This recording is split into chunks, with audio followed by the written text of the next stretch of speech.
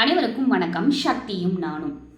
இன்று உங்களுக்காக கொண்டு வந்திருக்க பதிவு என்ன அப்படின்னு பார்த்தீங்கன்னா, என் கணவருக்கும் எனக்கும் அவ்வளவு பிரச்சனை வருது. ஏன் பிரச்சனை வருதுன்னே தெரியல. என் கணவருக்கு என்ன பிடிக்கவே இல்லை, என்னை பார்த்தாலே கோவப்படுறாரு அப்படின்னு மனைவிமார்களும். கணவருக்கு என் மனைவியை பார்த்தா கோவமாக வருது, அவள் எதுக்கு என் கூட பிரச்சனை பண்ணுறாரு, சண்டை போடுறானே எனக்கு தெரியல. ஆனால் எங்களுக்குள்ளே எந்த பிரச்சனையும் இல்லாத மாதிரி தான் இருக்குது. ஏதாவது சண்டை போட்டுட்ருக்கா, ஏதாவது பேசிகிட்டே இருக்கா, அவள் வாயை திறந்தாலே எனக்கு கோவமாக வருது அப்படின்னு கணவன்மார்கள் இந்த மாதிரி இருப்பீங்க. பிரச்சனை முற்றி போய் வேண்டவே வேண்டாம், இந்த கணவர் எனக்கு வேண்டாம், இந்த மனைவி எனக்கு வேண்டாம் அப்படின்னு இருக்கவங்களும் இருப்பீங்க. பிரிஞ்சு இருந்தாலும் எனக்கு அந்த கணவர் தான் வேணும், எனக்கு அந்த மனைவி தான் வேணும், என்னுடைய மனைவி தான் வேணும், என்னுடைய கணவர் தான் வேணும் அப்படின்னு இருக்கவங்களும் இருப்பீங்க. உங்களில் யாராக இருந்தாலும், உங்கள் பிரச்சனை எதுவாக இருந்தாலும் உங்களுக்கு இந்த வாழ்க்கை நல்லபடியாக மாறணும். என்னுடைய கணவர் என் மேல் பாசமாக இருக்கணும், என் மனைவி என் மேல் பாசமாக இருக்கணும். அதாவது மனைவியும் கணவரும் இரண்டு பேருமே மகிழ்ச்சியான வாழ்க்கையை வாழணும், இரண்டு பேரும் ஒற்றுமையாக மகிழ்ச்சியான வாழ்க்கையை வாழணும் அப்படின்னு ஆசைப்படுறவங்களா இருந்தீங்கன்னா, பிரச்சனை இல்லாத வாழ்க்கைன்னு ஒன்று கிடையவே கிடையாது, பிரச்சனை இல்லாத வீடுன்னு ஒன்று கிடையவே கிடையாது. எல்லா கணவன் மனைவிக்கும் பிரச்சனை வரும், சண்டை வரும், எல்லாம் தான் வரும். ஆனால் அதனுடைய வரைமுறை என்ன அப்படிங்கிறது நமக்கு தெரியும், அதனுடைய எல்லை என்ன அப்படிங்கிறது நமக்கு தெரிஞ்சிருந்துச்சுன்னா அது ஒரு பிரச்சனை இல்லை. தெரியாததுனால தான் இவ்வளவு பிரச்சனை. சரி, எப்படிப்பட்ட பிரச்சனையா இருந்தாலும், எந்த பிரச்சனையா இருந்தாலும் உங்கள் அனைவருக்குமே நல்ல பலன் தரக்கூடிய ஒரு வழிபாடு முறை இருக்குங்க. மிகவும் நல்ல முறை, சக்தி வாய்ந்த முறை. கண்டிப்பாக செய்யலாம். பிரிஞ்சிருந்தவங்க கூட ஒன்று சேர்ந்துருவாங்க. கண்டிப்பாக இது நல்ல மாற்றத்தை தரும். ஆனால் இது ஒரு நாள் செய்யணுமா, 2 நாள் செய்யணுமான்னு கணக்கு இல்லாமல் செய்யுங்க, அவ்வளோதான் நான் சொல்லுவேன். ரொம்ப நல்ல மாற்றத்தை தரும். என்ன பண்ணணும் அப்படின்னு பார்த்தீங்கன்னா, இந்த பரிகார முறையும் நீங்கள் செய்ய போகிறது ஒரு அம்மன் கோவிலில் தான். எந்த அம்மன் கோவிலாக இருந்தாலும் பரவாயில்ல, உங்கள் வீட்டு பக்கத்தில் இருக்கிற அம்மன் கோவிலை நீங்கள் எடுத்துக்கோங்க.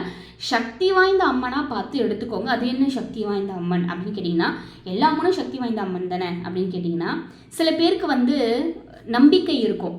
நான் இந்த கோவிலுக்கு போனேன், இந்த அம்மன் கிட்ட கேட்டேன், இந்த அம்மா எனக்கு இதை கொடுத்தாங்க அப்படின்னு இருக்கும். நம்ம 10 கோவிலுக்கு போவோம், ஆனால் 10 கோவில்லையும் 10 கோவிலுக்கு போய் நம்மளுக்கு ஒரு விஷயம் நடந்ததான்னா அது கேள்விக்குறி தான். ஆனால் நமக்கு எப்படி தோணும்னா, கடைசியாக இந்த கோவிலுக்கு தான் நம்ம போனோம், இல்லை இந்த கோவிலில் போய் நம்ம இதை கேட்டோம், அதனால் நமக்கு இது கிடைச்சது, அந்த மாதிரி ஒரு இருக்கும் இல்லையா.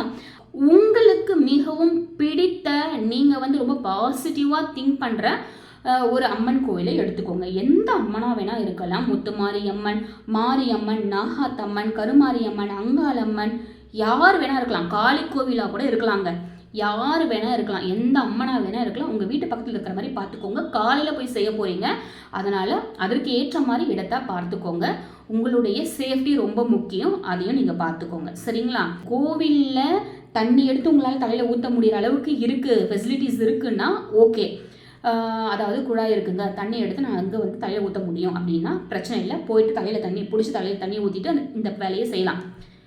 இல்லை அந்த மாதிரி இல்லைங்க அப்படிங்கிற பட்சத்தில் வீட்டில் இருந்தே நீங்கள் தலையில் தண்ணியை ஊற்றிட்டு நீங்கள் கிளம்பி கோவிலுக்கு போயிட்டு நீங்கள் வீட்டுக்குள்ளே வரலாம். இதையும் நீங்கள் செய்யலாம். இந்த பரிகார முறை யார் செய்கிறீங்களோ அவங்க எப்பயும் போல் முதல் ஒரு விஷயத்தை, ஒரு வழிபாடு முறையோ பரிகாரத்தையோ நீங்கள் ஆரம்பிக்கிறீங்கன்னா அன்று தலையில் தண்ணியை ஊற்றுங்க. தலையில் தண்ணி ஊற்றுறதுங்கிறது ரொம்பவே நல்லது. அதே மாதிரி இன்னும் இதுவாக சொல்லணும் அப்படின்னா, ஈரத்துணியோட தலையில் நீங்கள் ஊற்றுற தண்ணி, தலை ஈரமாக இருக்கும், அந்த துணி ஈரமாக இருக்கணும். அந்த ஈரத்துணியோடு போயிட்டு நீங்கள் ஒரு வழிபாடு முறையை வைக்கிறீங்கன்னா கண்டிப்பாக அதனுடைய பலன் அதீதமாக இருக்கும். அது உண்மை. உங்களுக்கு எப்படி செய்ய முடியுமோ அது மாதிரி தான் நீங்கள் செய்ய முடியும். இதெல்லாம் இந்த பலன் கொடுக்கும் அப்படின்றத நான் சொல்கிறேன். சரிங்களா? ஆண் பெண் யாராக இருந்தாலுமே சரி, இந்த விஷயத்தை செய்கிறது விடியற் காலையில் செஞ்சுருங்க. யாரும் பார்க்காத மாதிரி, யார் கண்ணுலையுமே படாத மாதிரி காலையிலேயே செஞ்சு முடிச்சிருங்க. சரிங்களா? என்ன செய்யணும்னா, எலுமிச்சப்பழம் வாங்கிக்கோங்க. அந்த எலுமிச்சப்பழத்தில் எந்த புள்ளியோ வெட்டோ எதுவுமே இருக்கக்கூடாது. அழகாக மஞ்சளாக சுத்தமாக இருக்கிற எலுமிச்சப்பழம் பார்த்து நீங்கள் வாங்கிக்கோங்க. வாங்கிட்டு என்ன செய்கிறீங்க அப்படின்னு பார்த்தீங்கன்னா, ஒரு சிவப்பு நிறத்தில் இருக்கிற பேனாவோ ஸ்கெட்சோ இந்த மாதிரி ஒன்று வாங்கிக்கோங்க. பால் பாயிண்ட் பெனில் தான் வந்து பழத்தில் எழுதுனா நிற்கும், ஜெல் பென்லாம் நிற்காது, ஸ்கெட்சும் நிற்காது. ஏன்னா வந்து நீங்கள் எழுத ஆரம்பிக்கும் போதே அதில் சிட்ரிக் ஆசிட் வெளில வரும். அதனால் வந்து அந்த எழுத்தை வந்து அது வந்து இருக்க விடாது. அதனால் சொல்கிறேன் நான். அதனால் பார்த்து நீங்கள் வாங்கிக்கோங்க. பால் பாயிண்ட் பென்னாகவே வாங்கிக்கோங்க, சிவப்பு நிறத்தில் வாங்கிக்கோங்க. எடுத்துக்கிட்டு நேராக கோவிலுக்கு போங்க. காலையில் இது செஞ்சுருங்க. யாருமே பார்க்கக்கூடாது, யாருமே பார்க்காத மாதிரி இந்த வேலையை செஞ்சுருங்க. நேராக போயிட்டு நீங்கள் அந்த பழத்தோட முனை இருக்கும் இல்லையா, அதாவது காம்பு இருக்கிற இடம் இருக்கும் இல்லையா, அந்த காம்பில் பழம் ஒட்டி இருந்த இடம் இருக்கும் இல்லையா, அந்த காம்பு இருக்கிற இடத்துல உங்களுடைய பெயரும் உங்களுடைய கணவருடைய பெயரும் எழுதுங்க. சேர்த்து எழுதுங்க. உங்களுடைய பெயர், உங்களுடைய கணவர் பெயர் இடம் இல்லாமல் சேர்த்து ஒன்றா ஒரே இதில் வர மாதிரி எழுதுங்க.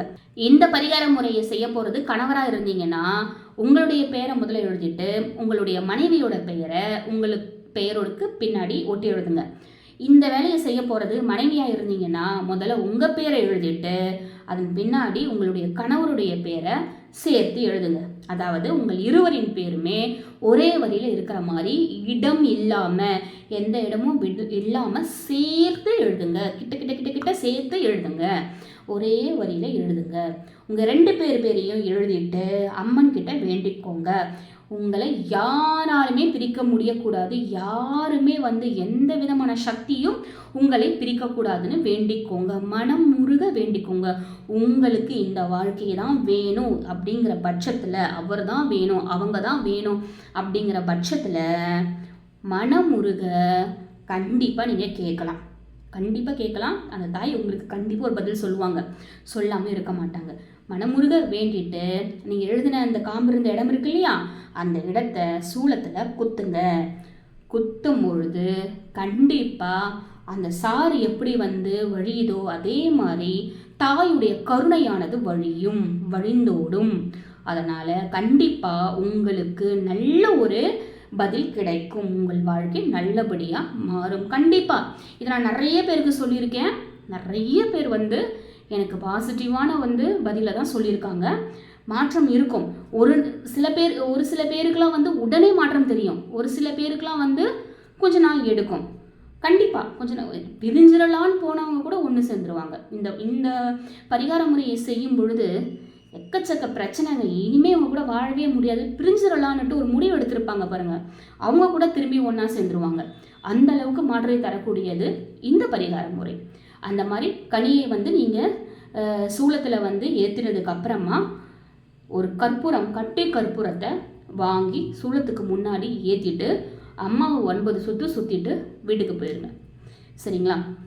இது எத்தனை நாள் செய்யணுங்க, எப்படி செய்யணுங்க அப்படின்னு நீங்கள் கேட்டிங்கன்னா 48 நாள், தொடர்ந்து 48 நாள் கணக்கு வச்சுக்கிட்டு இந்த வேலையை செய்யுங்க. கண்டிப்பாக உங்களுக்கு பலன் கிடைக்கும். அந்த 48 நாளுக்கு உள்ளேயே வந்து இந்த பிரச்சனை முடிஞ்சிடும். இந்த பிரச்சனைக்குரிய பதில் உங்களுக்கு கிடச்சிரும்.